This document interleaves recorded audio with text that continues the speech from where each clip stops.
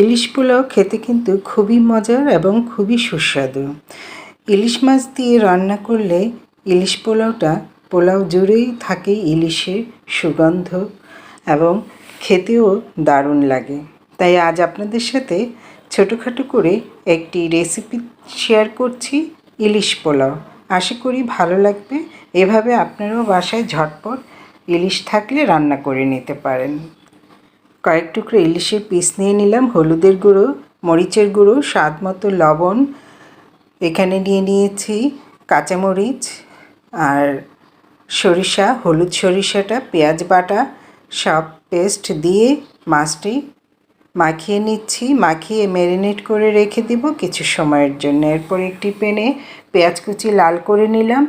পেঁয়াজ কুচিটা লাল হয়ে এলে যে মশলাটা দিয়ে মাছটি মেখে রেখেছি সেটি দিয়ে দিলাম। বাটিটা ধুয়ে পানি দিয়ে দিলাম। ব্যাস এইভাবে মাছটা আমি রান্না করে তুলে নেব।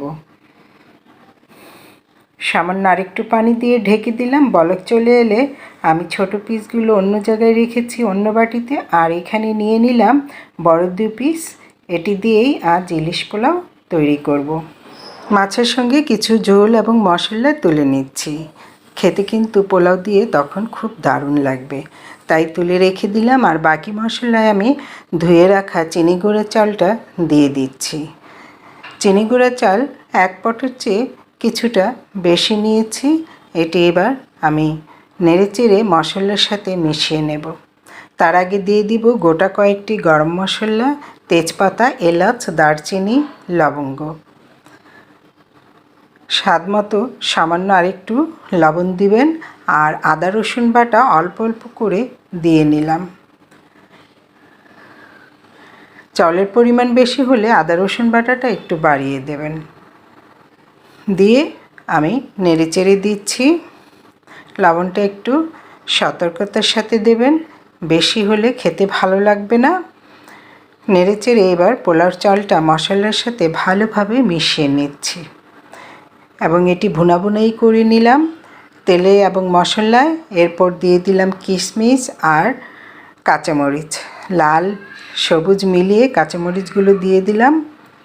এবার আন্দাজ মতো পানি দিয়ে দিলাম।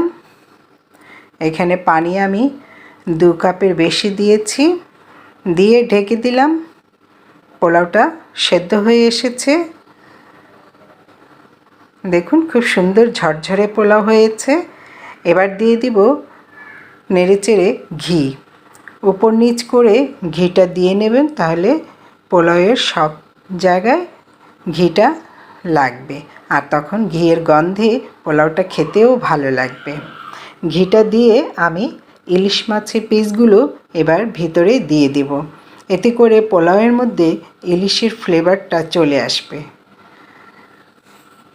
ঢেকে দিয়েছিলাম ইলিশের পিসগুলো দিয়ে। এবার একটি ডিশে সার্ভ করে নেব। ভিউয়ার্স, ভালো লাগলে পেজটি ফলো দিয়ে লাইক কমেন্ট করে দিবেন। আর যারা ইউটিউব চ্যানেল থেকে দেখছেন তারা চ্যানেলটি সাবস্ক্রাইব করার অনুরোধ রইল। আর পাশে থাকা বেল আইকনটি প্রেস করে দিতে ভুলবেন না। শেয়ার করে দিবেন অন্য বন্ধুদেরকে দেখার জন্য। দেখেছেন তো খুব সহজেই ঝটপট ইলিশ পোলাওটা রেডি করে ফেললাম। আজ এ পর্যন্ত, আবার দেখা হবে। আসসালামু আলাইকুম, আল্লাহ হাফেজ।